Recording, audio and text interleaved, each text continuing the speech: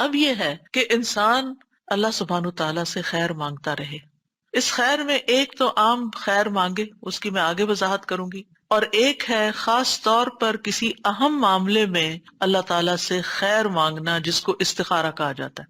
استخارہ کا مطلب ہوتا ہے کسی چیز میں سے، یعنی 2-3 آپشنز ہیں آپ کے پاس، یا زیادہ یا کم، اس میں سے بہتر چیز کا انتخاب کرنا، اس کو طلب کرنا. یعنی مثلاً آپ کے بچے کے 2-3 پروپوزل آئے ہوئے ہیں، تو آپ کو سمجھ نہیں آتی کہ کس کو ہاں کریں کس کو نہیں کریں، تو آپ استخارہ کرتے ہیں. آپ کے پاس 2-3 جاب اپرچونٹیز ہیں، کون سی جاب لیں؟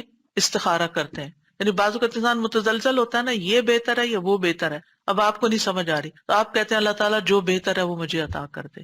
استخارہ پیورلی خیر کی دعا مانگنا ہے، دیٹس اٹ. نہ یہ غیب کی خبر دیتا ہے آپ کو، اور نہ ہی اس میں کوئی خواب آنا شرط ہے، اور نہ ہی کہیں سے کوئی ہنٹ ملنا شرط ہے. یہ سمپلی خیر کی دعا کرنا ہے کہ اللہ اس میں سے خیر عطا کر دے، مجھے جو خیر والی چیز ہے وہ مجھے دے دے.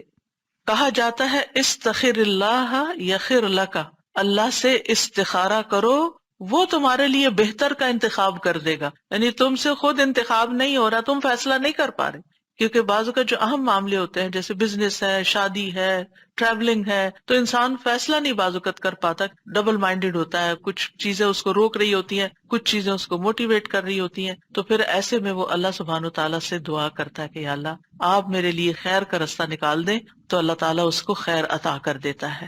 اور اس میں خاص طور پر پھر نماز پڑھ کے اللہ سے مدد لی جاتی ہے، اور دعا کے ساتھ کہ جو کام بہتر اور اولا ہے اس کی طرف پھیر دیا جائے. تو اس کو طلب کرنا یہ استخارہ کہلاتا ہے. علماء امت کا اجماع ہے کہ نماز استخارہ سنت نماز ہے، یعنی یہ نبی صلی اللہ علیہ وسلم کی سنت ہے.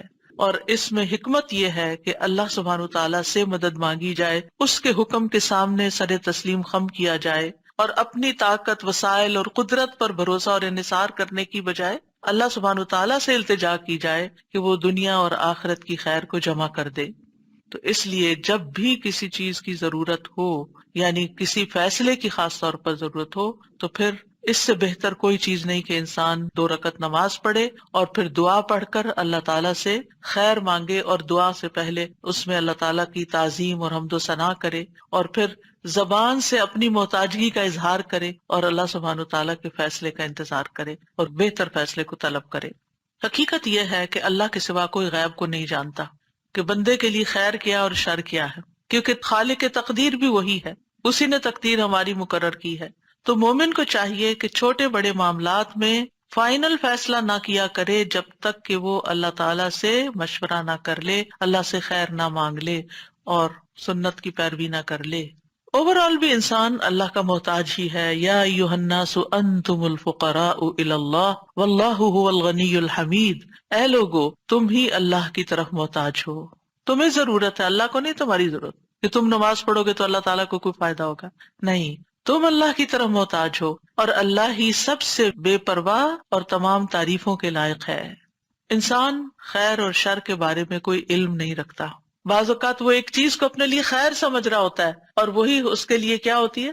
شر ہوتی ہے. اور بعض اوقات کسی چیز کو وہ اپنے لیے برا سمجھتا ہے اور وہی اس کے لیے خیر ہوتا ہے. وَعَسَىٰ أَن تَكْرَهُوا شَيْئًا وَهُوَ خَيْرٌ لَكُمْ وَعَسَىٰ أَن تُحِبُّوا شَيْئًا وَهُوَ شَرٌّ لَكُمْ وَاللَّهُ يَعْلَمُ وَأَنتُمْ لَا تَعْلَمُونَ. اور ہو سکتا ہے تم ایک چیز کو ناپسند کرو اور وہ تمہارے لیے بہتر ہو، اور ہو سکتا ہے تم ایک چیز کو پسند کرو اور وہ تمہارے لیے بری ہو، اور اللہ جانتا ہے اور تم نہیں جانتے. تو یاد رکھیں جب انسان اللہ سے دعا کر لیتا ہے نا، پھر اس کے بعد جو بھی نتیجہ سامنے آتا ہے تو انسان اس کے بارے میں مطمئن ہو جاتا ہے، اور وہ یہ یقین رکھتا ہے کہ میرے بارے میں اللہ کا ہر فیصلہ خیر کا فیصلہ ہے، ہر فیصلہ خیر کا فیصلہ ہے.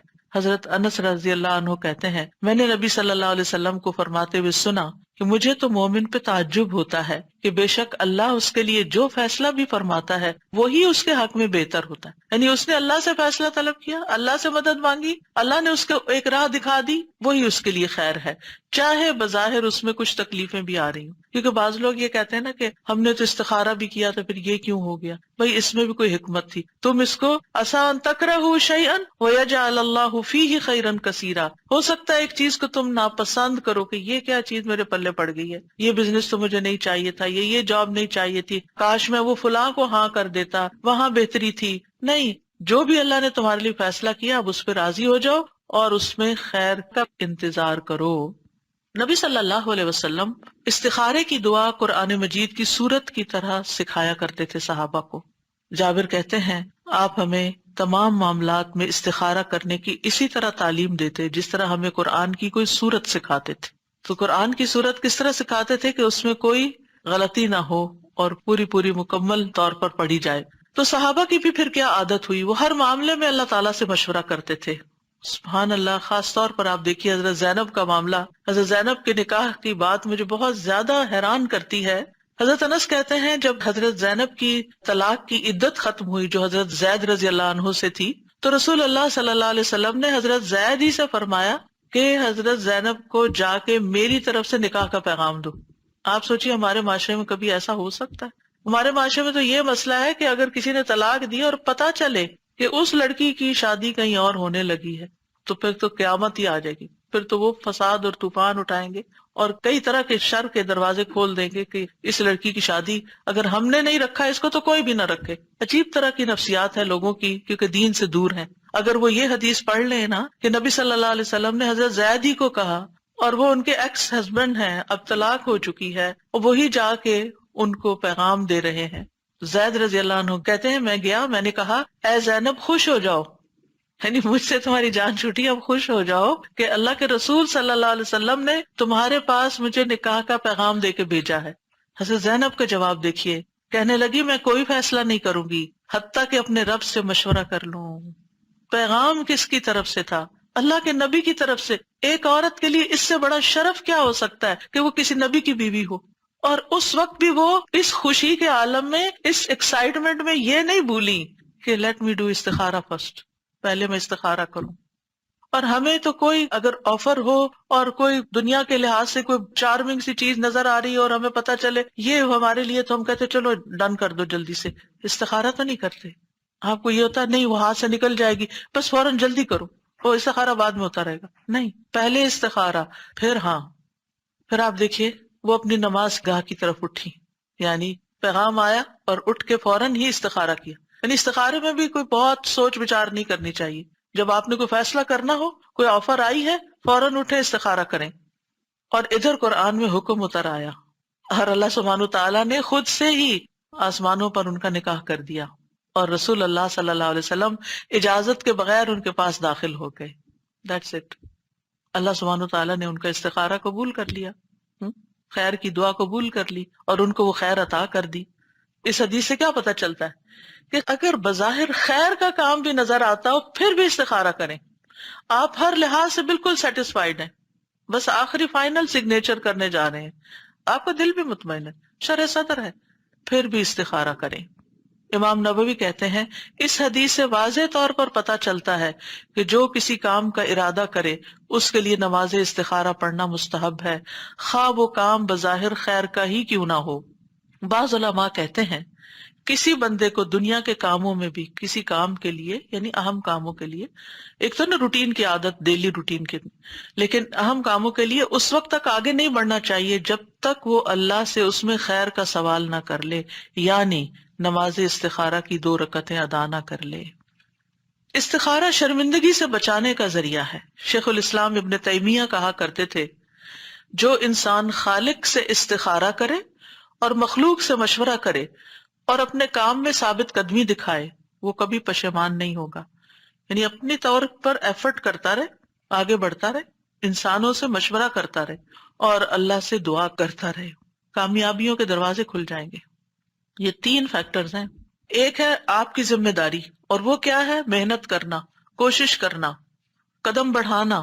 دوسرا ہے لوگوں کے ساتھ مشورہ، اچھے قابل لوگوں کی رائے لینا جو اس چیز، اس فن کے ماہر ہوں، ان سے پوچھنا. اور تیسرے ہے اللہ سبحانہ تعالیٰ کی مدد حاصل کرنا. جو شخص یہ تینوں کام کر لیتا ہے وہ ناکام نہیں ہوتا، پھر وہ کہیں نہ کہیں سے خیر پا ہی لیتا ہے. بعض حکماء کہتے ہیں جسے 4 چیزیں عطا کر دی گئیں وہ 4 چیزوں سے محروم نہیں ہوتا. نمبر 1، جسے شکر گزاری کی توفیق دے دی گئی اسے مزید ملنے سے محروم نہیں کیا جاتا. سبحان اللہ، یعنی اس کو مزید نعمتیں ملتی چلی جائیں گی جب تک وہ شکر گزار ہوگا. نمبر 2، جسے توبہ کی توفیق دے دی گئی اسے اس کی قبولیت سے محروم نہیں کیا جاتا. نمبر 3، جسے استخارہ کرنے کی توفیق دے دی گئی اسے بہتری سے محروم نہیں کیا جاتا. اور نمبر 4، جسے مشورہ کرنے کی توفیق دے دی گئی وہ درست بات سے محروم نہیں کیا جاتا. اگر ہماری زندگی میں ناکامیاں ہیں تو وہ ہمارے اپنے کیے کی وجہ سے ہیں. ہم نے ان چیزوں پر عمل نہیں کیا، ہم نے خود کوشش نہیں کی پوری جیسی کوشش کا حق ہے، ہم نے لوگوں سے مشورہ نہیں کیا جیسے مشورہ کرنے کا حق ہے، ہم نے اللہ سے مدد نہیں مانگی، توبہ نہیں کی، استغفار نہیں کی جیسے کرنے کا حق ہے، ورنہ کبھی بھی ناکام نہ ہو. اللہ سبحانہ وتعالی دنیا اور آخرت کی خیر عطا کرتا ہے ایسے بندوں کو. یہ عقل مند ہونے کی نشانی ہے، سمجھدار ہونے کی نشانی ہے. استخارہ کن چیزوں میں کیا جا سکتا ہے؟ تمام جائز اور مستحب کاموں میں، جیسے شادی ہے، کاروبار ہے، کوئی بزنس ہے. اور اسی طرح جب 2 جائز کاموں میں کانفلکٹ ہو رہا ہو، یہ کروں یا یہ کروں، اس وقت بھی یعنی بہتر کیا ہے میرے لیے.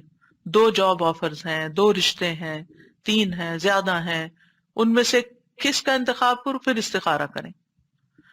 علماء کہتے ہیں انسان کے لیے ضروری ہے کہ وہ شادی کرنے سے پہلے استخارہ کرے اور رشتے کے معاملے میں متعلقہ شخص سے مشورہ کرے، کیونکہ نبی صلی اللہ علیہ وسلم صحابہ کو اسی طرح استخارہ سکھاتے تھے جیسے قرآن کی صورت. اور جب استخارہ چھوٹے چھوٹے کاموں میں ضروری ہے تو زندگی کے اس اہم مرحلے پر کیوں نہیں ضروری.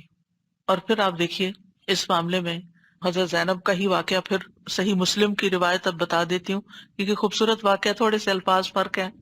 حضرت انس کہتے ہیں جب زینب رضی اللہ عنہ کی عدت گزر گئی تو رسول اللہ صلی اللہ علیہ وسلم نے حضرت زید سے فرمایا کہ زینب کے سامنے ان کی میرے ساتھ شادی کا ذکر کرو. زید رضی اللہ عنہ چلے گئے، حتیٰ کہ ان کے پاس پہنچے تو وہ آٹے میں خمیر ملا رہی تھی، یعنی فرمنٹیشن. تو اس سے یہ پتہ چلتا ہے کہ خمیری روٹی کھانا جو ہے اور فرمنٹیشن کرنا جو ہے آٹے کی، وہ اس کے فائدے کو بڑھا دیتا ہے. ٹھیک ہے. بہرحال تو زید کہتے ہیں جب میں نے انہیں دیکھا میرے دل میں ان کی عظمت بیٹھ گئی کہ اب یہ اللہ کے رسول صلی اللہ علیہ وسلم نے ان کو پیغام دیا ہے، حتیٰ کہ میں ان کی طرف نظر بھی نہ اٹھا سکتا تھا کیونکہ رسول اللہ صلی اللہ علیہ وسلم نے ان سے شادی کا ذکر کر دیا تھا. سبحان اللہ، صحابہ کے اندر کیسا ایمان تھا نا، کیسی حکمت تھی کہ چونکہ اب رسول اللہ صلی اللہ علیہ وسلم نے پیغام بھیج دیا، اب میں ان کو نہیں دیکھ سکتا. میں نے ان کی طرف اپنی پیٹھ کی اور ایڑیوں کے بل مڑا اور کہا زینب رسول اللہ صلی اللہ علیہ وسلم نے آپ کا ذکر کرتے ہوئے پیغام بھیجا ہے. انہوں نے کہا میں کچھ نہیں کرنے والی یہاں تک کہ اپنے رب سے مشورہ کر لوں. چنانچہ وہ اپنی نماز کی جگہ پر، مخصوص جگہ تھی ان کی نماز کی، وہاں جا کر کھڑی ہوئی اور قرآن کی آیات نازل ہو گئیں. فلما قضا زید منہا وطرا زوجناکہا، اللہ تعالیٰ نے اپنے اوپر لیا، ہم نے آپ کا نکاح ان سے کر دیا. تو اس سے پتہ چلتا ہے کہ مرد بھی استخارہ کرے گا تو عورت بھی استخارہ کر سکتی ہے. حضرت زینب نے استخارہ کیا، یعنی اس واقعے سے ایک اور بات یہ پتہ چلتی ہے. اور حرام اور مکروہ کاموں میں استخارہ نہیں کرنا چاہیے، یعنی غلط کام کے لیے، چوری کرے کہ نہ کرے. اسی طرح واجبات میں استخارہ نہیں کرنا چاہیے. واجبات کیا ہیں کہ جیسے والدین کی خدمت، ان کے ساتھ احسان واجب ہے. تو اب کوئی استخارہ کرے کہ میں ماں باپ کی ملاقات کے لیے جاؤں کہ نہ جاؤں اور میں ان کی خدمت کروں کہ نہ کروں، یہ استخارے کی چیز نہیں ہے. اسی طرح نماز پڑھوں کہ نہ پڑھوں، یعنی ظہر کی نماز اب آ رہی ہے تو پہلے استخارہ کر لوں کہ پڑھنی چاہیے کہ نہیں، تو نہیں، وہ تو آلریڈی فرض ہے آپ پر. یعنی استخارہ ان کاموں میں کیا جاتا ہے جن کے بارے میں بندے کو ان کے درست ہونے اور نفع مند ہونے کا صحیح پتہ نہ چلے کہ واقعی میرے لیے ٹھیک ہے یا نہیں. جہاں تک عبادات کا تعلق ہے، واجبات کا تعلق ہے، ذمہ داریوں کا تعلق ہے، میں اپنے بچوں کی ٹیک کیئر کروں کہ نہ کروں، ان میں استخارہ نہیں ہوگا، یہ تو آپ کو کرنا ہی کرنا ہے. استخارے کا طریقہ نبی صلی اللہ علیہ وسلم نے سکھایا ہے، اور وہ کیا ہے کہ جب تم میں سے کوئی کسی کام کا ارادہ کرے تو فرض نماز کے علاوہ 2 رکعت نفل پڑھے، پھر کہے اے اللہ میں تیرے علم کے ذریعے سے خیر کا طالب ہوں، یعنی استخارہ کی دعا پڑھے. بعض کہتے ہیں کہ کیا سنت نماز جو ہم سنت موقدہ پڑھتے ہیں، کیونکہ نبی صلی اللہ علیہ وسلم نے صرف فرض کو الگ کیا ہے، تو اگر ہمیں کوئی مقصد ہے اور سنت موقدہ ہم نے پڑھی ہے اور ٹائم بھی ہمارے پاس تھوڑا ہے، تو کیا اس کے بعد ہم استخارے کی دعا پڑھ لیں، یا استخارے کا مستقل نماز یعنی الگ سے 2 نفل پڑھنا ضروری ہے؟ بعض علماء کہتے ہیں کہ چونکہ من غیر الفریضہ کی بات آئی ہے تو اس سے پتہ چلتا ہے کہ سارے نوافل، سنت موقدہ، غیر موقدہ، تحیت المسجد، وضو کی سنتیں، اشراق، چاشت، تہجد، کسی بھی نماز کے بعد آپ استخارے کی دعا پڑھ سکتے ہیں، تو وہ استخارہ شمار ہو جائے گا، کفایت کر جائے گا، اس میں منع نہیں کیا گیا، کیونکہ منع کیا گیا فرض نماز کے لیے کہ اس میں نہیں کر سکتے۔ اور جو یہ کہتے ہیں کہ نبی صلی اللہ علیہ وسلم نے فرمایا کہ 2 رکعت نماز ادا کرے اور پھر استخارہ کی دعا پڑھے، تو دوسرا گروہ کا اوپینین یہ ہے کہ مستقل 2 نفل پڑھنے چاہیے۔ اب یہ ہے کہ دونوں طرح کی آراء جو ہیں اگر ان کو دیکھا جائے تو ان میں وسعت ہے۔ بعض اوقات انسان کے پاس اتنا ٹائٹ ٹائم ہوتا ہے، یا یہ کہ آپ بیٹھے ہیں اپنے اشراق کے نفل پڑھ کر، اتنے میں آپ کے ہسبینڈ آتے ہیں اور وہ کہتے ہیں یہ فلاں آفر آئی ہے، کیا خیال ہے؟ تو آپ نفل ہی پڑھ چکے ہیں اور آپ اسی وقت استخارے کی دعا پڑھ لیں، یعنی آپ کے پاس ٹائم کم ہے تو جو آلریڈی نفل ہیں انہیں کوئی استخارے کے بنا لیں۔ یا یہ ہے کہ دن میں مثلا آپ کو صبح 4 رکعتیں آپ پڑھتے ہیں تو 2 اس دن کے اشراق کے پڑھ لیں اور 2 آپ استخارے کی نیت سے پڑھ لیں۔ تو اس میں وسعت ہے، یعنی اس میں ہارڈ اینڈ فاسٹ رول نہیں دیا گیا کہ نہیں نہیں آپ یہ نہیں کر سکتے۔ پھر یہ کہ 2 رکعت پڑھنے کے بعد ہاتھ اٹھا کر دعا کرے، یعنی استخارے کی دعا ہاتھ اٹھا کر پڑھنی چاہیے۔ اب ایک اور سوال یہ ہے کہ کیا 2 رکعت پڑھے بغیر بھی استخارے کی دعا پڑھ سکتے ہیں؟ ٹھیک ہے، تو اصل بات تو یہی ہے کہ استخارے کی نماز ہوتی ہے، نماز کے بعد دعا کی جاتی ہے۔ بعض علماء کہتے ہیں سلام سے پہلے ہی پڑھ لیں دعا، بعض کہتے ہیں سلام کے بعد پڑھیں۔ تو یہ دعا نماز کے ساتھ منسلک ہے، لیکن اگر عورت نماز نہیں پڑھنے کی حالت میں، پیریڈز کے دن ہے، یعنی جس کے لیے نماز ادا کرنا ممکن نہیں، مثلا آپ ٹریول کر رہے ہیں، آپ کے وضو کی بھی گنجائش نہیں، کچھ نہیں، کوئی ایسی چیز آ گئی جس میں آپ کو فیصلہ کرنا ہے، آپ دیر اینڈ دین بیٹھ کر استخارے کی دعا پڑھ لیتے ہیں کہ نماز پڑھنے کا موقع نہیں ہے، کوئی جگہ نہیں ہے، راستے میں بازار میں کچھ خریدنا چاہ رہے ہیں اور آپ کو یہ ہے کہ ابھی اسی چکر میں ہی میں یہ خرید کے لے جاؤں، آپ کو مثلاً اپنے بیڈ چاہیے، آپ کسی دکان میں چلے جاتے ہیں، کسی مال میں چلے جاتے ہیں، آپ کو کوئی چیز پسند آ جاتی لیکن آپ سوچتے ہیں پتہ نہیں اب میرے ہسبینڈ کو پسند آئے گی یا نہیں، تو میں اب کیا کروں کہ نہ کروں، اور وہاں آپ کھڑے ہو کے نماز بھی پڑھنے کی جگہ نہیں، تو آپ کیا کر سکتے ہیں؟ ایٹ لیسٹ اگر آپ کے لیے دوبارہ آنا ممکن نہیں اور اسی وقت زیادہ کنوینئنٹ ہے کہ کچھ اور چیزیں بھی ہیں انہی کے ساتھ ٹرانسپورٹ ہو جائے گی یہ چیز بھی، تو استخارے کی کم از کم دعا پڑھ کر آپ خریدیں۔ امام نووی فرماتے ہیں اگر وہ نماز پڑھنے سے معذور ہو تو صرف استخارے کی دعا کر لے۔ سوال یہ پیدا ہوتا ہے کہ نماز استخارہ میں کون سی صورتیں پڑھنی چاہیے؟ کوئی صورت مخصوص نہیں ہے، کوئی بھی صورت پڑھ سکتے ہیں، لیکن میں عام طور پر الم نشرح لک صدرک، یعنی دل کے اطمینان کے لیے وہ ایک تھوڑا سا کنیکشن بنتا ہے تو وہ پڑھ لیتی ہوں، لیکن کوئی ضروری نہیں ہے، اس کے لیے خاص نہیں ہے، آپ کی اپنی چوائس ہے، جو بھی پڑھیں۔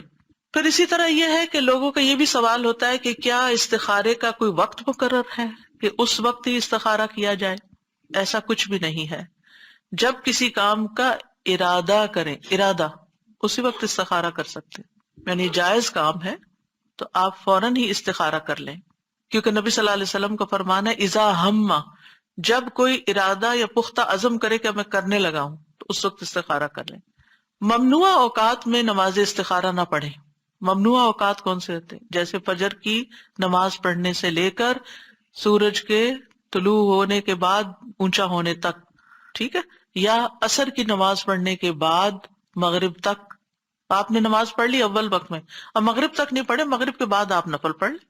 عقبہ بن عامر کہتے ہیں 3 اوقات کے متعلق رسول اللہ صلی اللہ علیہ وسلم ہمیں منع فرمایا کرتے تھے کہ ہم ان میں نماز پڑھیں، یعنی نماز سے منع کرتے، یا ان اوقات میں اپنے مردوں کو دفن کریں جب سورج نکل رہا ہو، اندر باہر ہو، حتیٰ کہ بلند ہو جائے، عین دوپہر زوال کے وقت حتیٰ کہ سورج ڈھل جائے، اور جب سورج غروب ہونے کے قریب ہو حتیٰ کہ غروب ہو جائے، کیونکہ بہت سی قومیں سورج کی عبادت کرتی ہیں ان 3 اوقات میں، تو ہمیں اس لیے ان کی مخالفت کرنے کے لیے اور مشابہت سے بچنے کے لیے ان 3 اوقات میں عبادت سے، یعنی صرف نماز اور مردوں کو دفن کرنا. بعض لوگ تو قرآن پڑھتے پڑھتے بند کر کے رکھ دیتے ہیں، یہ میں نے خود دیکھا. یہ کیا بھائی؟ کہتے ہیں زوال کا وقت ہو گیا. ہمیں قرآن پڑھنے سے منع نہیں کیا گیا، ہمیں ذکر کرنے سے منع نہیں کیا گیا، صرف نماز اور مردوں کا دفن کرنا ان اوقات میں منع ہے.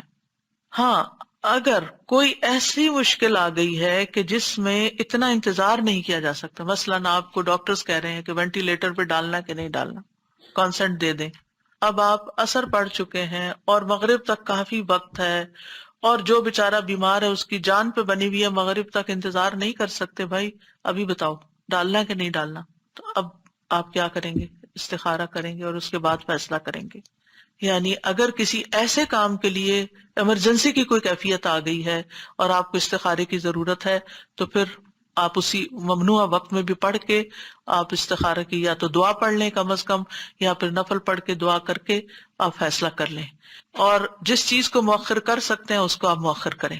استخارے کی دعا ہے اللہم انی استخیرک بعلمک واستقدرک بقدرتک واسألک من فضلک العظیم فإنك تقدر ولا أقدر وتعلم ولا أعلم وأنت علام الغيوب اللهم إن كنت تعلم أن هذا الأمر خير لي في ديني ومعاشي وعاقبة أمري فاقدره لي وإن كنت تعلم أن هذا الأمر شر لي في ديني ومعاشي وعاقبة أمري فاصرفه عني واصرفني عنه واقدر لي الخير حيث كان ثم ردنی بہ. تھوڑے سے الفاظ کے فرق کے ساتھ اور دعا بھی ہے، لیکن بیسیکلی یہی دعا ہے. سب سے پہلے استخیرک، میں آپ سے خیر مانگتا ہوں اے اللہ کہ تو ان کاموں میں سے بہتر چیز کی طرف میری رہنمائی کر دے. اے اللہ میں تجھ سے تیرے علم کی بدولت خیر طلب کرتا ہوں، اور تیری قدرت کی بدولت تجھ سے طاقت مانگتا ہوں، اور تیرے فضل عظیم کا سوال کرتا ہوں. بے شک قدرت تو ہی رکھتا ہے، مجھے کوئی قدرت نہیں، اور تو جانتا ہے اور میں کچھ نہیں جانتا، اور تو تمام پوشیدہ باتوں کو جاننے والا ہے. اے اللہ اگر تو جانتا ہے کہ یہ کام، اور کام کا یہاں نام لیں، صرف یہ کام نہ کہیں بلکہ فلاں جگہ شادی کرنا بچے کی، یا کوئی اور کام، یہ بزنس کرنا، یہ جاب لینا، بولیں اس لفظ کو، اردو میں بول دیں بے شک، میرے دین، میری دنیا اور میرے کام کے انجام کے اعتبار سے میرے لیے بہتر ہے تو اسے میرے لیے نصیب کر. اور اگر تو جانتا ہے کہ یہ کام میرے دین، میری دنیا اور میرے کام کے انجام کے اعتبار سے برا ہے تو اسے مجھ سے ہٹا دے، اور مجھے بھی اس سے ہٹا دے، اور میرے لیے خیر مقدر کر دے جہاں بھی وہ ہو، پھر اس پر مجھے راضی کر دے، اس پر مجھے راضی کر دے. کیونکہ اس وقت پھر یہ خیال آنا کہ اوہ فلاں بہتر تھا، تو یہ انسان کے اطمینان کو ختم کر دیتا ہے. تو استخیرو کا، میں تجھ سے خیر طلب کرتا ہوں کہ جو زیادہ فائدہ مند چیز ہے میں اس کی طرف جاؤں. استقدرو کا، میں سوال کرتا ہوں کہ تو مجھے اپنی خاص قدرت کے ساتھ اس کام کو کرنے کی قدرت عطا فرما، یعنی میرے لیے اس خیر کو مقدر کر دے جس پہ تو قادر ہے. اور وَأَسْأَلُكَ مِن فَضْلِكَ الْعَظِيمِ، میں تجھ سے بہت بڑے فضل کا سوال کرتا ہوں، کیونکہ اللہ کی طرف سے جو کچھ بندے کو ملتا ہے وہ دراصل کیا ہے؟ اللہ کا فضل ہے، ہمارا حق نہیں ہے. اور پھر فَإِنَّكَ تَقْدِرُ وَلَا أَقْدِرُ، اس میں کس بات کا اظہار ہے؟ کہ قدرت ساری کی ساری، فیصلے کا اختیار سارے کا سارا صرف اللہ رب العزت کو ہے. وَتَعْلَمُ وَلَا أَعْلَمُ، تو جانتا میں نہیں جانتا. اپنی جہالت کا اقرار کر کے، اپنی کمزوری کا اعتراف کر کے، اپنی محتاجگی کا اقرار کر کے اللہ تعالیٰ کے آگے عجز و انکساری کرنا، یہ اللہ تعالیٰ کو پسند ہے. وَأَنْتَ عَلَّامُ الْغُیُوبِ، اور تو خوب خوب جانتا ہے سارے غیبوں کو، کوئی چیز تجھ سے چھپی ہوئی نہیں، کوئی چیز تجھ سے پوشیدہ نہیں. اللہم ان کنت تعلم، اے اللہ اگر تیرے علم میں ہے، اور اس میں کوئی شک نہیں کہ اللہ سب کچھ جانتا ہے. یہ عربوں کے کہنے کا ایک طریقہ ہے، ایک زبان کا اسلوب ہے. اس کا یہ مطلب نہیں کہ اگر تو نہیں جانتا نعوذ باللہ، یہ نہیں ہے مطلب. یہ کہنے کا انداز ہے کہ تو سب کچھ جانتا ہے اور تیرے علم میں ہے اگر یہ چیز میرے کام، میرے مقصد میں بہتر ہے. ان ھذا الامر، یعنی جو کام میں کرنے جا رہا ہوں، جیسے گھر خریدنے جا رہا ہوں یا گاڑی خرید رہا ہوں یا شادی کر رہا ہوں یا سفر کر رہا ہوں، اور اس کا وہ نام لے کہ مکہ کی طرف سفر کرنا میرے لیے بہتر ہے یا نہیں، تو پھر اس کو بول کر کہے. اور بعض اہل علم کہتے ہیں کہ اگر وہ اس کو کہنا ہی نہیں آ رہا تو دل میں جو ہے ادھر ہی اشارہ کرے کہ یا اللہ جو میرے دل میں جو میں چاہتا ہوں اگر وہ میرے لیے بہتر ہے تو یہ بھی کر سکتے ہیں. لیکن افضل کیا ہے الفاظ بھی بولے جائیں. نہیں بول سکتے تو پھر نیت تو کریں، یہ نہیں کہ سوچا سمجھا ہی نہیں اور بس رٹا ماری ہوئی دعا پڑھ کے استخارہ کر لیا، یہ نہیں ہونا چاہیے. پھر خیر لی فی دینی و معاشی وعاقبۃ امری، دین، معاش اور انجام. کیونکہ بعض فیصلے ہمیں بڑے اچھے لگتے ہیں لیکن دین کے لحاظ سے اچھے نہیں. مسجد سے بہت دور گھر خرید رہے ہیں، اچھا نہیں. اسی طرح ایک جاب چھوڑ کے دوسری لے رہے ہیں حالانکہ وہ اچھی نہیں کیونکہ اس میں حرام انوالوڈ ہے. پھر اسی طرح انجام کے اعتبار سے بعض چیزیں آج اچھی ہیں لیکن کل یہ سٹاکس اچھے نہیں نکلنے والے، تو اللہ تعالیٰ ہمیں ان سے پھیر دے. عاقبت امری، تو دین کو سب سے پہلے مقدم کیا گیا ہے کہ سب سے پہلے فیصلہ کرتے ہوئے انسان اپنے دین کی فکر کرے، دین کی خیر سمجھے کہ یہ فیصلہ میرے دین میں کیسا رہے گا، اور پھر اس کے بعد باقی چیزیں. کیونکہ اگر وہ انسان چاہتا بھی اور وہ کام نہیں ہوا، دعا نہیں قبول ہوئی، تو پھر یہ کہ دل میں کچھ باقی نہ رہے. فَاصْرِفْهُ عَنِّي وَاصْرِفْنِي عَنْهُ، اس کو بھی دور کر دے مجھ سے اور مجھے بھی اس سے دور کر دے. کیونکہ ہوتا یہ ہے کہ مثلا ایک لڑکا کہیں شادی کرنا چاہتا ہے اور وہ استخارہ کر رہا ہے کہ یہاں شادی ہو جائے اور وہ نہیں ہوتی، لیکن اس لڑکی کا خیال دل سے نہیں نکال پا رہا، تو کیا کرنا چاہیے؟ یہ دعا کرنی چاہیے کہ انہیں پھیر دے مجھے اس سے. کوئی گھر خریدنا چاہ رہا ہے اور اس کو بڑا ہی پسند آ گیا ہے اور وہ اس کے خوابوں میں سما گیا ہے اور وہ امیجنیشن میں بھی وہاں گھوم پھر رہا ہے لیکن وہ ڈیل ہی نہیں ہو سکی. تو اب کیا ہے؟ فصرف عنی وصرفنی عنہ، اللہ میرا دھیان ادھر سے ہٹا دے. کیونکہ یہ چیز پھر انسان کو بے چین کیے رکھتی ہے. اب کیا ہوتا ہے اس کا نقصان؟ آپ نے اس کے بجائے کوئی اور گھر خرید بھی لیا، رہے اس میں رہے فزیکلی اور سوچ جو دوسرا آپشن تھی اس پہ رہے. تو یہ چیزیں خلل ڈالتی ہیں انسان کے اندر. تو کتنی خوبصورت دعا سکھائی گئی کہ اللہ پھر اس کا دھیان بھی ہٹ جائے. وقدر لی الخیر حیث کان، خیر جہاں بھی ہے میرے مقدر میں کر دے. یعنی تقدیر تو ہی بدل سکتا ہے. ثم ردنی بھی یا اردنی بھی، اللہ پھر اس کے بعد جو تو میرے لیے فیصلہ کرے مجھے اس پہ راضی بھی کر دے، اطمینان بھی دے دے اور اس کا دل پرسکون ہو جائے. اب استخارہ کرنے کے بعد کیا کیا جائے؟ کیا استخارہ غیب کا علم ہے جو آپ کو مل جاتا ہے یا آپ کسی غیب کو جاننے کا سوال کر رہے ہیں؟ نہیں، یہ دراصل اللہ پر یقین اور بھروسے کی علامت ہے. اور آپ نے دعا کر کے جو ارادہ کر لیا جس کام کا، وہ کر جائیے. فَإِذَا عَزَمْتَ فَتَوَكَّلْ عَلَى اللَّهِ إِنَّ اللَّهَ يُحِبُّ الْمُتَوَكِّلِينَ. جب آپ کسی کام کا پختہ ارادہ کر لیں تو اللہ پہ بھروسہ کریں اور کام شروع کر دیں، کیونکہ اللہ تعالیٰ توکل کرنے والوں کو پسند کرتا ہے. اب استخارے کا جواب کیسے معلوم ہوگا؟ وہ کام آسان ہو جائے گا جو آپ کرنا چاہ رہے ہیں، وہ آپ کے لیے رستہ بن جائے گا. شر ہو تو اللہ تعالیٰ پھیر دے گا. تو اس کام میں آسانی آنا اور اس کام کے ہوتے چلے جانا، یہ اس کی بہتری کی علامت ہے. اور اگر کوئی رکاوٹ آ گئی ہے تو اس کا مطلب وہ ٹھیک نہیں. ویسے کسی نے شادی کے لیے استخارہ کیا اور اس کے بعد رشتہ ہی ٹوٹ گیا، جو تھوڑی بہت بات چل رہی تھی وہ بھی ختم ہو گئی، تو سوچا جائے کہ اسی میں کوئی بھلائی ہوگی، اسی میں بہتری ہوگی، شیطانی وسوسوں کا شکار نہ ہو انسان. اور استخارے کے بعد جس کام پر شرع صدر ہو وہ کر لیا جائے. مثلا دو کام ہے اور ان میں سے ایک پر ذرا دل کا اطمینان ہو رہا تو اس طرف آپ چلے جائیں. اگر انسان متردد ہے، ابھی بھی کچھ فیصلہ نہیں کر پا رہا، نان ڈیسائسو ہے، تو دوبارہ استخارہ کر لیں، پھر تیسری دفعہ استخارہ کر لیں اور اس کے بعد کسی صاحب بصیرت سے مشورہ کریں. اب آپ نے اپنا کام کر لیا، کوشش بھی کر لی اور دعا بھی کر لی، اب مشورہ کریں. مشورے کے بعد جو چیز آپ کو بہتر لگے پھر وہ کر جائیں. یاد رکھیے استخارے کا تعلق خواب سے نہیں. ایک رات میں انسان 3 4 خوابیں دیکھتا ہے، اس میں سے کس کو آپ کہیں گے استخارے کا جواب ہے؟ تو خوابوں پہ مت جائیں. ٹھیک ہے مبشرات ہیں، خوشخبریاں ہوتی ہیں.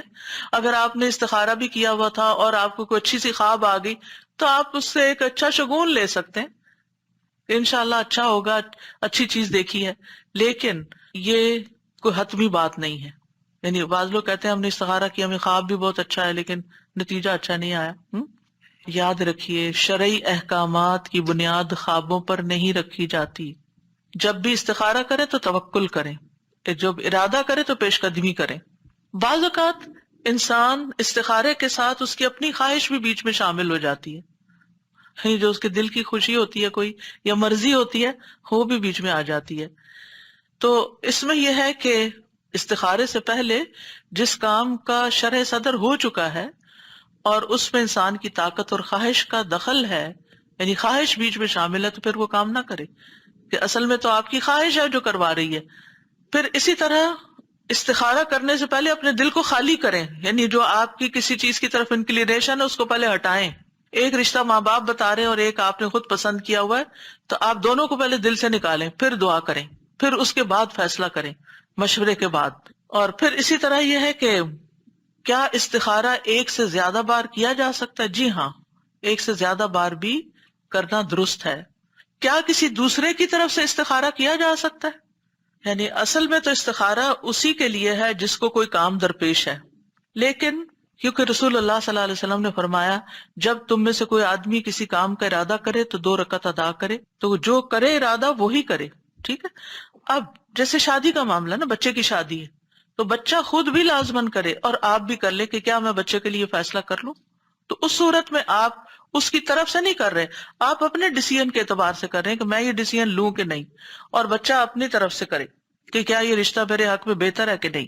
کیونکہ آپ دیکھیے کہ آپ کے حصے کی نماز کوئی دوسرا نہیں پڑھ سکتا، روزہ کوئی رکھ لے گا، صدقہ کوئی آپ کی طرف سے کر دے گا، حج عمرہ بھی کوئی آپ کی طرف سے کر دے گا، لیکن نماز کوئی آپ کے لیے نہیں پڑھ سکتا. اس لیے یہ استخارے کروانے کا سلسلہ ختم کر دیں. یہ بہت رواج عام ہو گیا، وہ فلاں بزرگ سے استخارہ کروا لیا، تم میرے لیے کر دو، فلانا کر دو. بھئی کوئی آپ کی نماز نہیں پڑھ سکتا، آپ کو خود اپنے لیے نماز پڑھ کے دعا کرنی ہے. مثلا یہ تو نہیں ہو سکتا 2 لوگ مسجد میں آئے، ایک کہتا میں ذرا بیٹھ رہا ہوں، میں تھک گیا ہوں، میری تحیت المسجد تم پڑھ دو. کوئی اور آپ کے لیے کیسے پڑھ سکتا ہے؟ پھر استخارے کے لیے کسی کاہن نجومی کے پاس نہیں جانا چاہیے، کیونکہ جو ایسا کرے گویا اس نے محمد صلی اللہ علیہ وسلم پر نازل ہونے والی شریعت سے کفر کیا. اچھا، بعض اوقات ایک اور چیز بھی ہے کہ استخارہ بھی کیا، مشورہ بھی کیا اور شادی کی، بعد میں طلاق ہو گئی، کاروبار کیا، نقصان ہو گیا. اب ہم سمجھ رہے ہیں ہمارا تو بڑا نقصان ہے، یہ تو استخارہ ہی ٹھیک نہیں نکلا. اس طرح کی باتیں کرتے ہیں نا، استخارہ ٹھیک نہیں، وہ استخارے میں کوئی خرابی نہیں تھی. بات یہ ہے کہ یہ طلاق ہونا ہی تمہارے حق میں بہتر تھا، اور تمہیں اللہ تعالیٰ نے اس رستے سے گزارا، یہ تمہیں کچھ سکھانے کے لیے تھا. بعض اوقات انسان کی زندگی سٹیگنٹ ہوتی ہے نا، اس کو ہوش نہیں آتی، سمجھ نہیں آتی، اس کی زندگی میں کوئی ایسا شخص آتا ہے جو اس کو خوب ستاتا ہے، اس کو انسان بنا دیتا ہے، اور پھر وہ چلا جاتا ہے سبق سکھا کے. یہ صرف ایک سناریو. اسی طرح کوئی کاروبار آپ نے کیا، شروع میں اچھا رہا، اور پھر اس کے بعد آپ کو مسئلہ مسئلہ مسئلہ، آپ کہتے میں تو استخارہ کیا تھا. ہو سکتا ہے اس میں کوئی ایسا ایلیمنٹ شامل ہو گیا ہو کہ اللہ تعالیٰ نہیں چاہتا اس کی وجہ سے آپ کی آخرت خراب ہو. پھر کیا ہوا؟ وہ آپ کے حق میں اچھا ہی ہے. اب آپ کچھ اور دیکھیں گے. آپ نے وہ چھوڑا بزنس، آپ نے کوئی اور شروع کیا، اس میں آپ بہت اونچے گئے. اگر آپ اسی کے اندر رہتے تو آپ کو تھوڑی آمدنی ہوتی. اسی طرح اگر آپ کسی ٹاکسک ریلیشن میں رہتے تو آپ کی زندگی حرام ہو جاتی. اللہ نے اس بندے کو آپ کی زندگی سے نکال کر آپ کے حق میں اچھا کیا، اور آپ میچور ہو گئے. آپ اس سے پہلے کچھ چیزیں نہیں جانتے تھے جو آپ نے اس کے ذریعے سیکھ لی. تو استخارے کے بعد بظاہر جو چیز شر نظر آتی ہے وہ بھی شر نہیں ہوتی، اس میں بھی خیر کے پہلو ہوتے ہیں جو اللہ کو پتا ہوتے ہیں. کیونکہ ایک دعا میں آتا والخیر کلہ فی یدیک والشر لیس الیک، اللہ ساری خیر تیرے ہاتھ میں ہے اور شر کی نسبت تیری طرف نہیں، تو کسی کے لیے برا نہیں کرتا. ٹھیک ہے، یعنی بظاہر شر ہے، حقیقت میں خیر ہے، اس کے اندر خیر اور بھلائی ہے. اسی طرح بعض اوقات انسان کی زندگی میں استخارے کے بعد بھی کوئی ایسا حادثہ ہو جاتا ہے جس کو بہت دکھ دے جاتا ہے، بہت تکلیف دے جاتا ہے، وہ کوئی چیز انسان کو پریشان کر جاتی ہے، وہ آزمائش ہوتی ہے. اس میں آپ دیکھیے حدیث میں آتا ہے جب اللہ کے ہاں کسی بندے کا مقام اور مرتبہ اس درجے سے آگے بڑھ جاتا ہے جہاں اس کا عمل نہیں پہنچتا، تو اللہ تعالیٰ اسے جسمانی یا اولاد یا مالی آزمائش میں مبتلا کر دیتا ہے. پھر اس پر وہ صبر کرتا ہے یہاں تک کہ وہ اس درجے تک جا پہنچتا ہے جو اس کے لیے طے ہو چکا ہوتا ہے. وہ اس کا مقام بہت اعلیٰ تھا، لیکن وہ جو روزمرہ کے عمل کر رہا تھا نا، وہ کافی نہیں تھے وہاں تک جانے کے لیے. اللہ نے آزمائش سے گزار کر وہاں پر اس کو رکھا. تو شر پر کبھی بھی نظر نہ رکھیں، خیر ہی کی طرف نظر رکھیں کہ تکلیف میں بھی خیر ہے. اسی طرح مثلا آپ نے استخارہ کر کے، مشورہ کر کے سب کچھ، آپ نے شادی کی، لیکن ایسی بیوی یا ایسا شوہر ملا کہ جس کے ساتھ روز ہی کوئی نہ کوئی انبن ہو جاتی ہے، کوئی نہ کوئی تکلیف اس سے پہنچتی ہے. تو نبی صلی اللہ علیہ وسلم نے فرمایا کوئی مومن شخص کسی مومن عورت سے بغض نہ رکھے، یعنی بیوی سے نفرت نہ رکھو، دل میں گرجز نہ رکھو. اگر عورت کی ایک عادت ناپسند ہوگی تو کوئی دوسری عادت پسند ہوگی. تو بظاہر اس میں شر ہے لیکن اس میں بھی خیر چھپی ہوئی ہے. پھر یہ کہ استخارے کے بعد جو معاملات ہوں ان پر راضی رہنا چاہیے. اللہ تعالیٰ کو بلیم نہیں کرنا چاہیے کہ میں نے تو اللہ سے مشورہ کر کے یہ کیا تھا اور یہ کیا ہو گیا. یہ الفاظ بھی منہ سے نہیں نکالنے چاہیے. اور پھر آپ دیکھیے چیزوں کو ان کے الٹیمیٹ انجام کے مطابق دیکھنا چاہیے، اس لحاظ سے دیکھنا چاہیے. اور الٹیمیٹ انجام کسی بھی چیز کا کہاں ہے؟ دنیا میں. وہ چیز آپ کی آخرت کے لیے کیسی ہوئی یہ دیکھنا چاہیے. حدیث میں آتا ہے دنیا کی لذت آخرت کی کڑواہٹ ہے اور دنیا کی تلخی آخرت کی لذت ہے. سبحان اللہ. اگر یہ بات یاد رہے تو ہماری زندگی میں جتنی بھی تلخیاں، جتنی بھی کڑواہٹیں، وہ ہمیں کڑواہٹ ہی نہ لگے، کیونکہ وہ ہماری آخرت کی مٹھاس ہے. کوئی چیز ہوتی ہے نا انسان کو زندگی میں ہر وقت بادر کیے رکھتی ہے. مثلا کوئی انسان ہے، آپ ان سے انٹریکٹ کریں تب بھی آپ تکلیف میں، آپ ان سے الگ ہوں تب بھی آپ تکلیف میں. مثلا بچے ہی ہوتے ہیں نا بعض اوقات کہ آپ کے پاس بیٹھتے ہیں تو کوئی ایسی بات کریں گے تو آپ کو تکلیف دے گی، وہ دور جاتے ہیں تو دور رہنے کی وجہ سے آپ کسی حال میں بھی راضی نہیں. اب یہ چیز آپ کو بادر کر رہی ہے، بادر کر رہی ہے. اب آپ سوچتے ہیں کہ یہ میری تو قسمت پھوٹ گئی. کبھی یہ جملہ نہ بھولیں. نہیں، یہ اللہ کا فیصلہ تھا. اللہ سبحانہ تعالیٰ نے آپ کو اس امتحان سے گزارا ہے کیونکہ وہ اس کے بدلے میں آپ کو آخرت میں مٹھاس دینا چاہتا ہے. آخرت میں مٹھاس دینا چاہتا ہے. یہ دنیا کی کڑواہٹ میری آخرت کی مٹھاس ہے. اس جملے کو پکا کر لیں اپنے دماغ میں. جہاں کہیں تکلیف پیش آئے سوچیں یہ میری آخرت کی مٹھاس ہے، اللہ نے مجھے اس کا بدلہ وہاں دینا ہے. تو آپ کو کوئی بھی چیز بری نہیں لگے گی. اور ویسے بھی انما الاعمال بالخواتیم، عمل کا دار و مدار تو خاتمے پر ہے. اینڈ کہاں پر ہوا، نتیجہ کیا نکلا، یعنی آخرت میں اس کا انجام کیا ہوا. یہ تو تھا استخارہ. مختصراً خیر کے حصول کی کچھ اور دعائیں بھی ہیں جن میں سب سے پہلے تو یہی ربی انی لما انزلت الی من خیر فقیر. اور اسی طرح اللہم استہدیک لارشد امری واعوذ بک من شر نفسی. اے اللہ میں تجھ سے اپنے معاملات میں رشد و ہدایت کا طلبگار ہوں اور اپنے نفس کے شر سے تیری پناہ میں آتا ہوں. تو یہ دعا بھی بہت خوبصورت ہے. اسی طرح ہر طرح کی خیر پانے کا سوال، اللہم انی اسألک من الخیر کلہ عاجلہ وآجلہ ما علمت منہ وما لم اعلم. اللہم انی اسألک من خیر ما سألک عبدک ونبیک محمد صلی اللہ علیہ وسلم واعوذ بک من شر ما عاذ منہ عبدک ونبیک. اللہم انی اسألک الجنۃ وما قرب الیہا من قول او عمل واسألک ان تجعل کل قضاء تقضیہ لی خیرا. اے اللہ میں تجھ سے ہر خیر کا سوال کرتا ہوں. حضرت عائشہ کہتی ہیں کہ نبی صلی اللہ علیہ وسلم نے خود انہیں یہ دعا سکھائی تھی. ایک دعا حضرت ابو بکر کو بھی سکھائی تھی. تو ہم اپنے پیاروں کو، حضرت عائشہ نبی صلی اللہ علیہ وسلم کو بہت پیاری تھی. کسی نے پوچھا آپ کو سب سے پیارا انسان کون لگتا ہے تو آپ نے فرمایا عائشہ. اس کے بعد کون؟ فرمایا عائشہ کا باپ. تو جس سے انسان کو محبت ہو تو اس محبت کا تقاضا ہے کہ اس کو بہترین چیز دے. اور وہ بہترین چیز کیا ہو سکتی ہے؟ جس میں دنیا اور آخرت کی خیر کا سوال ہے، جو یہ دعا آپ نے حضرت عائشہ کو سکھائی. تو اپنے بچوں کو بھی یہ دعا سکھانی چاہیے، اپنے پیاروں کو سکھانی چاہیے کہ اے اللہ میں تجھ سے ہر خیر کا سوال کرتا ہوں، ہر خیر کا، خواہ وہ فوری ہو یا تاخیر سے ہو، خواہ میں اسے جانتا ہوں یا میں جانتا نہیں، میں تو خیر مانگ رہا ہوں. اے اللہ میں تجھ سے ہر اس خیر کا سوال کرتا ہوں جس کا سوال تجھ سے تیرے بندے اور تیرے نبی محمد صلی اللہ علیہ وسلم نے کیا. کیا ان سے زیادہ بھی کوئی جانتا ہے کہ خیر کیا ہو سکتی؟ انہوں نے ہر خیر کا سوال کیا. اور ہر اس شر سے تیری پناہ میں آتا ہوں جس سے تیرے بندے اور تیرے نبی نے پناہ مانگی ہو. اے اللہ میں تجھ سے جنت اور اس کے قریب کر دینے والے ہر قول اور عمل کا سوال کرتا ہوں اور جہنم اور اس کے قریب کرنے والے ہر قول اور عمل سے تیری پناہ مانگتا ہوں. اور میں تجھ سے سوال کرتا ہوں کہ تو میرے لیے جو فیصلہ بھی کرے وہ خیر کا فیصلہ فرما. یعنی میری زندگی میں جو بھی فیصلے ہوں، جو بھی میری تقدیر کے فیصلے ہوں، تیرے ہاتھ میں، تو ان میں خیر جاری کر دے. پھر اسی طرح صبح شام کی دعاؤں میں سے جو دعا ہے امسینا و امس الملک للہ والحمد للہ لا الہ الا اللہ وحدہ لا شریک لہ لہ الملک ولہ الحمد وہو علی کل شیء قدیر رب اسألک خیر ما فی ہذہ اللیلۃ وخیر ما بعدہا. اور صبح کے وقت آپ کیا پڑھتے ہیں؟ اسألک خیر ما فی ھذا اليوم وخیر ما بعدہ. اور شام میں وَأَعُوذُ بِكَ مِن شَرِّ مَا فِي هَذِهِ اللَّيْلَةِ وَشَرِّ مَا بَعْدَهَا. اللہ اس رات کے شر اور جو اس کے بعد ہے اس سارے شر سے بچا لے. اور اسی طرح دن کے لیے بھی دن کے شر اور دن کے بعد جو آ رہے اس کے شر سے بھی بچائے.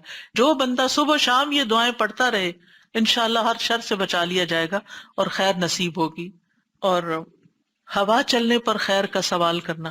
تیز ہوائیں چلتی ہیں اکثر، اس کو برا بھلا کہنے کی بجائے آج موسم بہت خراب ہے، یہ بھی برا بھلا کہنا ہوتا ہے خراب ہے. تو یہ اس کی بجائے دعا کریں اللہم انی اسألک خیرہا وخیر ما فیہا وخیر ما ارسلت بہ واعوذ بک من شرہا وشر ما فیہا وشر ما ارسلت بہ. اے اللہ میں تجھ سے اس ہوا کی بھلائی مانگتا ہوں اور جو کچھ اس میں ہے اس کی بھلائی، اور جو اس کے ذریعے بھیجا گیا ہے اس کی بھی بہتری مانگتا ہوں، اور اس کے شر اور جو کچھ اس میں ہے اور اس کے شر اور جس کے ساتھ یہ بھیجا گیا اس سے بھی میں پناہ مانگتا ہوں. جو کچھ اس میں ہے اور اس کا شر اور جو اس کے ساتھ بھیجا گیا سب کے شر سے. ہے تو ہوا کے بارے میں دعا، لیکن آپ اگر اپنے گھر کا کوئی اپلائنسز بھی خریدتے ہیں نا تو آپ کے دل میں اگر یہ پریشانی آتی، یہ کارڈ چھپائے گئے تھے ایک دفعہ ہوا کے لیے تو لگا سامنے رکھو، جس چیز کا بھی مجھے آتا ہے نا کہ پتہ نہیں اس میں خیر ہے کہ شر ہے تو میں یہ دعا پڑھ لیتی ہوں کہ اے اللہ میں اس چیز کے خیر کا سوال کرتی ہوں اور جو اس کے اندر خیر ہے اس کا سوال کرتی ہوں، اور جس خیر کے ساتھ یہ بھیجی گئی اس کا سوال کرتی ہوں، اور اسی طرح شر سے بچنے کے لیے دعا.